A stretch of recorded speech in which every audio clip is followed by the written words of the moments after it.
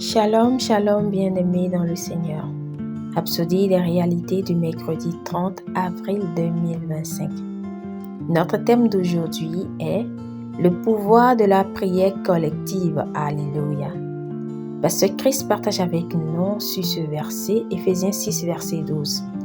Car nous n'avons pas à lutter contre la chair et le sang, mais contre les dominations, contre les autorités, contre les princes de ce monde de ténèbres, contre les esprits méchants dans les lieux célestes. Gloire à Dieu. Il y a quelques années, il y a eu une tentative délibérée des pouvoirs mondiaux, soutenue par les forces démoniaques, pour affirmer la domination sur les villes, les écoles et même les églises. C'était une situation mondiale sans précédent avec le monde confiné. Il y avait une absence visible de vie dans les rues. Les voitures avaient disparu, les piétons ont disparu et la liberté de la vie normale avait été retirée. Ces forces de mal ne montraient aucun respect pour la vie humaine, disposées à sacrifier et à manipuler dans la poursuite de leur programme. Mais je connaissais la puissance de l'Église. Le corps de Christ est bien plus grand que toute force qu'il pouvait rassembler. Tout ce que nous devions faire était de prier et de louer Dieu. Nous l'avons fait. Nous nous sommes tenus ensemble dans la prière et avons pris des actions décisives alors que nous cherchions à récupérer nos rues, nos villes et nos communautés des forces qui essayaient d'exercer le contrôle. Et gloire à Dieu, nous avons eu la victoire. Alléluia. Pourquoi est-ce si important? Lorsque votre assemblée locale ou votre pasteur d'église appelle à la prière et au jeûne, n'ignorez pas ces appels.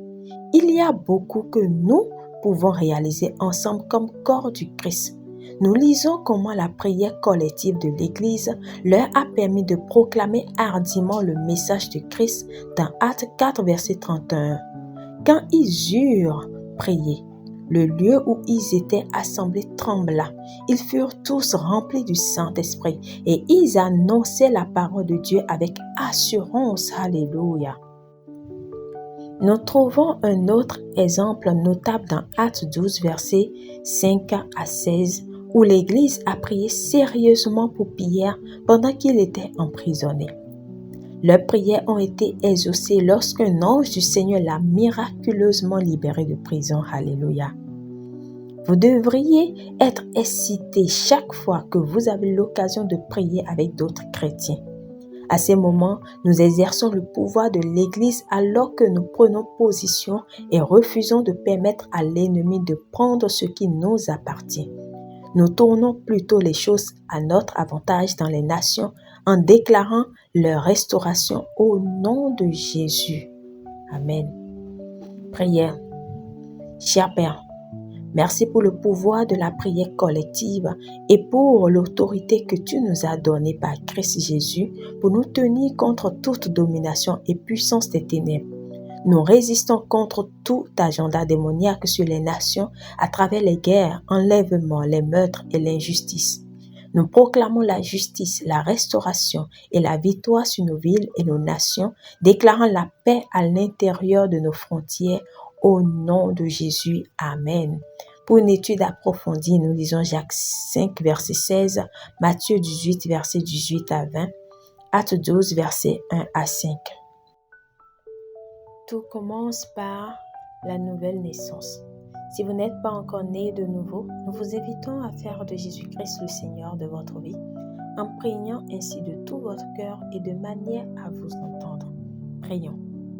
Ô Seigneur Dieu, je crois de tout mon cœur en Jésus-Christ, Fils du Dieu vivant. Je crois qu'il est mort pour moi et Dieu l'a ressuscité des morts. Je crois qu'il est vivant aujourd'hui. Je confesse de ma bouche que Jésus-Christ est le Seigneur de ma vie à partir d'aujourd'hui. Par lui et en son nom, j'ai la vie éternelle. Je suis né de nouveau. Merci Seigneur d'avoir sauvé mon âme.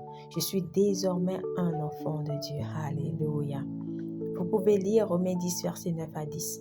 Félicitations si vous avez fait cette prière. Vous êtes désormais un enfant de Dieu.